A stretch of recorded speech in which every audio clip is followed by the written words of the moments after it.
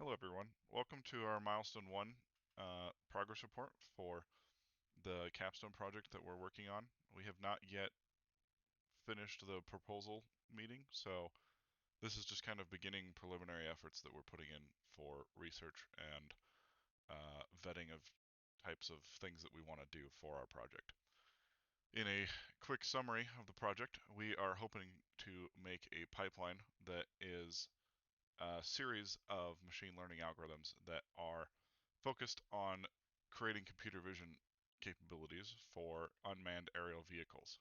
The goal being that we have multiple models that can do detection, tracking, and classification as independent models, which are then part of a pipeline um, that can be separated from each other and run individually. The progress that we were making for milestone 1 was specifically to determine the research. We were specifically to determine the models that we're going to be using. I am determining the detection model and the tracking model that we would like to use for the initial parts of our pipeline. And Austin, who we'll talk in a little while, is doing some of the classification and payload detection models. This week's milestones was focused specifically on the research more than producing code. However, we did bring over some of the code that we used in previous courses, as both Austin and I have been researching this type of work in various forms throughout the entire program.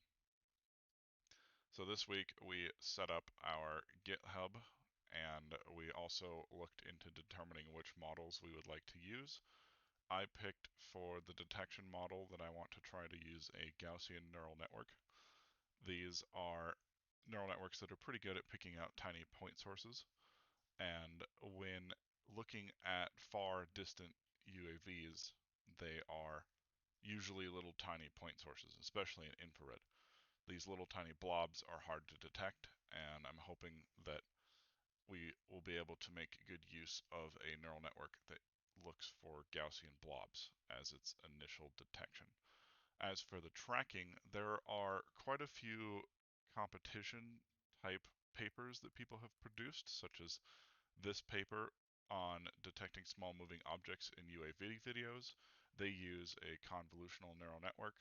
Um, it's similar to, in this one, it might be something similar to YOLO, but I think they made their own. And we, I think there's a good chance that if I do a similar approach to build this, but with a recursion, they're called a recurrent neural network, which is kind of a stacking. Do I have one of those tabs open so I can show it real quick? It doesn't look like it. Recurrent neural networks are basically a stacking approach of a convolutional neural network. So every time you open a convolutional neural network and run a model through it, you can then feed that output into the next time that you run the model. And I'm hoping to do that to create a bit of a velocity estimation for tiny objects in scenes, and that will hopefully allow us to pick out motion that's separate from the background. In this project, they use background subtraction, and I would like to try to minimize the amount of background subtraction so that, or the amount of computation that comes into having to remove the background, especially if we are running this in videos that are the background might be moving a lot. It could be hard to properly remove it and still be able to detect motion. The final other thing that I ended up doing this week is we got a little excited about our upcoming assignments, and we made a website um, that we are hosting on Firebase for. I actually don't have that open. That's interesting. We'll go there real quick. If we go to Firebase, we have a website that we're currently running that is hosting the um, the website that we're going to use for blogs and our profiles.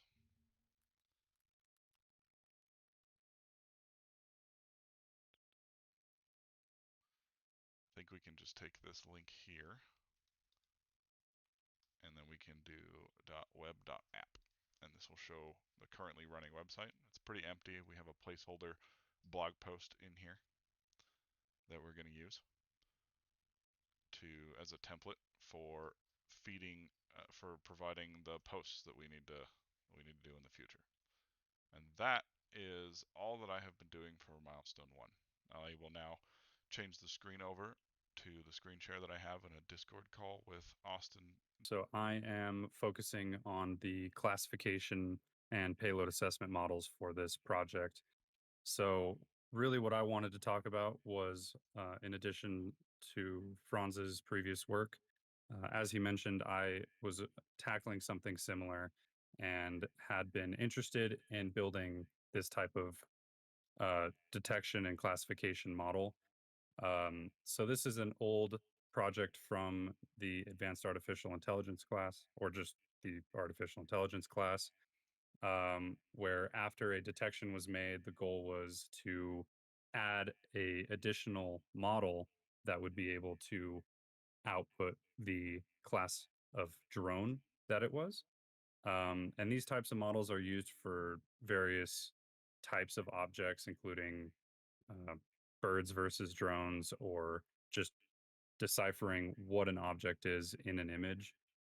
Um, and moving away from drones specifically, there are a lot of data sets that are available publicly that are on like a website like Kaggle. Specifically looking into drone detection, though, this is more of a niche type of data set that we need. And especially moving into payload assessment, there are very minimal data sets available that we've found so far. So my initial plans are continuing the research of compiling a data set that could be used for this payload assessment later.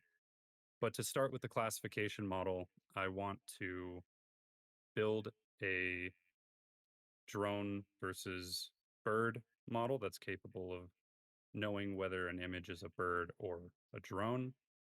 And from there, building up a model that is capable of handling the model or the type of drone that it is, as in this example where we have a drone, but more specifically, more importantly, it's a DJI Phantom. So, as far as the research that I've been conducting in this week for Milestone 1, um, I realized that I want to target a minimum viable product first before getting into the more advanced custom models. So I want to consider using PyTorch for the initial development and testing, and consider switching to TensorFlow later for production deployment and finalizing the model. Using YOLO is probably the best place to start due to its ease of use, its availability of pre-trained models, just as in this project here, uses the YOLO version 8, specifically a drone trained model. And I've